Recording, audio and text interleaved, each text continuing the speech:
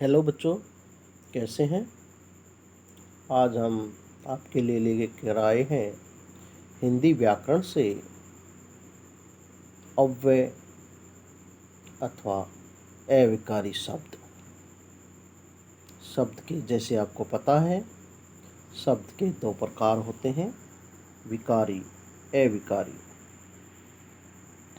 विकारी वे शब्द होते हैं जो लिंग, वचन, काल, कारक, पुरुष के कारण जिनमें परिवर्तन या बदलाव आ जाता है, उन्हें विकारी शब्द कहते हैं। विकारी 4 प्रकार के होते हैं: संज्ञा, सर्वनाम, विशेषण और क्रिया। ये हम कर चुके हैं।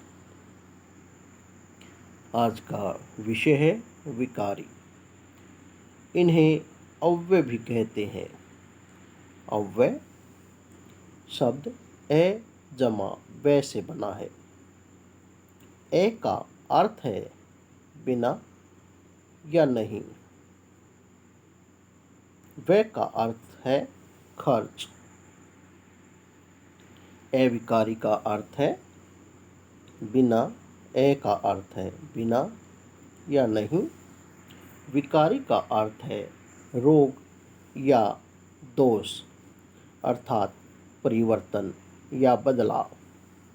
इस प्रकार अव्यय या अविकारी का अर्थ हुआ वे शब्द जो खर्च न हो या जिनमें रोग या दोष न आए।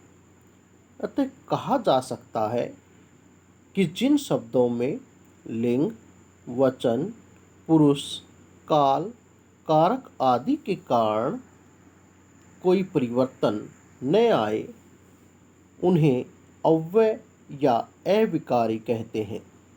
जैसे यहाँ, वहाँ, धीरे, तेज, कब और इसलिए आदि।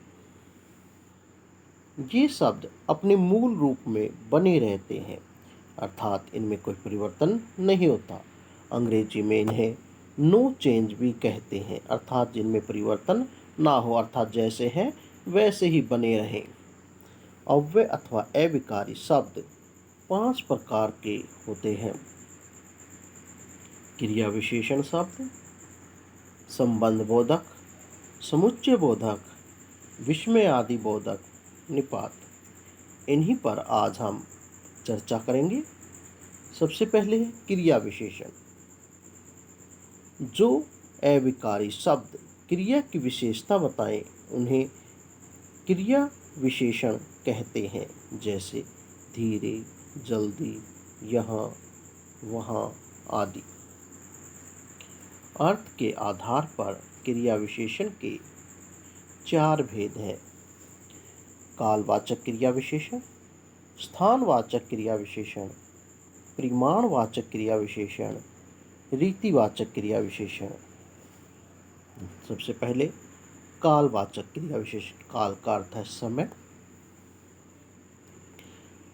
वे क्रिया विशेषण शब्द जो क्रिया के होने के समय की सूचना देते हैं, उन्हें कालवाचक क्रिया विशेषण शब्द कहते हैं। जैसे आज, कल, परसों, कभी कभी, पराए आदि। कालवाचक क्रिया विशेषण के मुख्य 3 प्रकार हैं। नंबर 1 समयवाचक, अर्थात जो समय का बोध कराए, तुरंत, अभी, आज, कल, अब, प्रत्यय आदि। अवधिवाचक, हमेशा, लगातार, नित्य, आजकल आदि। बारंबार के लिए प्रयोग हुए, प्रतिदिन, कई बार, बहुधा, हर बार आदि। स्थानवाचक क्रिया विशेषण। जिन क्रिया विशेषण शब्दों से क्रिया के होने का स्थान ज्ञात होता है, उन्हें स्थानवाचक क्रिया विशेषण कहते हैं। जैसे यहाँ, वहाँ, अंदर, बाहर आदि। स्थानवाचक क्रिया विशेषण के दो भेद हैं, स्थितिवाचक या स्थितिबोधक। नंबर 2, दिशाबोधक या दिशावाचक। स्थितिबोधक जिस शब्द से क्रिया स्थल के कहीं स्थित होने का ज्ञान हो, उन्हें स्थितिबोधक स्थानवाचक क्रिया विशेषण कहते हैं। जैसे बाहर, भीतर, यहाँ, वहाँ, साथ, आमने सामने, नीचे, मध्य, आगे, पीछे, आसपास आदि। दिशाबोधक जिन स्थानवाचक क्रिया विशेषण से क्रिया के कार्यस्थान की दिशा की ओर बोध हो, उसे दिशाबोधक स्थानवाचक क्रिया विशेषण कहते हैं। जैसे इस ओर, बाएं ओर, दाईं ओर, ऊपर की ओर, चारों ओर आदि। नंबर 3 है परिमाणवाचक क्रिया विशेषण। जिन क्रिया विशेषण से क्रिया की मात्रा अथवा उसके माप तोल संबंधी परिमाण का बोध होता है, वहाँ परिमाणवाचक क्रिया विशेषण होता है। जैसे जितना, उतना, कितना, इतना, कम आदि। रीतिवाचक क्रिया विशेषण जिन अविकारी शब्दों से क्रिया के होने की रीति या विधि का पता चले, उन्हें रीतिवाचक क्रिया विशेषण कहा जाता है। इस क्रिया विशेषण से प्रकार, निश्चय, अनिश्चय, स्वीकार, कारण, निषेध आदि अनेक अर्थ प्रकट होते हैं। जैसे तेज, झटपट, अचानक, ध्यानपूर्वक, भली भांति, धीरे धीरे आदि। अब है अव्यय का दूसरा भेद, संबंध बोधक, जिसे पोस्ट पोजीशन भी कहते हैं। वे अविकारी शब्द जो संज्ञा या सर्वनाम के साथ जुड़कर उनका संबंध वाक्य के दूसरे शब्दों से बताते हैं, उन्हें संबंध बोधक अव्यय या अविकारी कहते हैं। जैसे मेरे घर के आगे अस्पताल है। यहाँ पर घर और अस्पताल का आपस में संबंध है, एक दूसरे के सामने, के आगे, अतः के आगे संबंध बोधक हुए। इस प्रकार से निर्धनता के मारे उसने आत्महत्या कर ली। निर्धनता का उससे संबंध बताया जा रहा है के मारे। इस प्रकार ये संबंध बोधक हुआ। अब है समुच्चय बोधक अथवा योजक। योजक या समुच्चय बोधक का अर्थ होता है जोड़ने वाले दो वाक्यांशों अथवा वाक्यों को परस्पर मिलाने वाले अव्यय शब्द समुच्चय बोधक कहलाते हैं। इन्हें योजक भी कहते हैं। जैसे श्याम बाजार गया और उसने मिठाई खरीदी। यहाँ पर वाक्य श्याम बाजार गया, दूसरा वाक्य उसने मिठाई खरीदी, दोनों को जोड़ने के लिए और है, यहाँ पर और समुच्चय बोधक हुआ। इसी प्रकार से मैंने परिश्रम तो किया, एक वाक्य है, दूसरा वाक्य है मुझे सफलता नहीं मिली। दोनों वाक्यों को परंतु से जोड़ा गया है।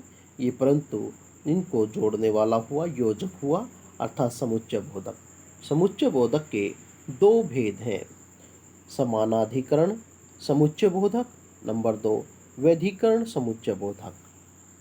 नंबर 1 समानाधिकरण समुच्चय बोधक, जो अव्यय समान घट को अर्थात शब्दों, वाक्यांशों, समान शब्दों या समान वाक्यांशों को परस्पर मिलाते हैं, उन्हें समानाधिकरण अव्यय कहते हैं।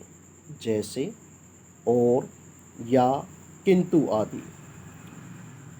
व्यधिकरण समुच्चय बोधक, एक या अधिक आश्रित उपवाक्य को प्रधान वाक्य से जोड़ने वाले अव्यय वैधिकरण समुच्चय बोधक कहलाते हैं। जैसे क्योंकि, कि, जो, इसलिए आदि। अब है विस्मयादि बोधक या इंटरजेक्शन। विस्मयादि बोधक शब्द विस्मय यादि शब्द विस्मय जमा आदि से मिलकर बना है, जिसमें विस्मय का अर्थ है आश्चर्य, आदि का इसी प्रकार के अन्य के योग से बना है। उसी की भाषा में कुछ शब्द ऐसे होते हैं जिनका कोई वस्तुपरक अर्थ नहीं होता,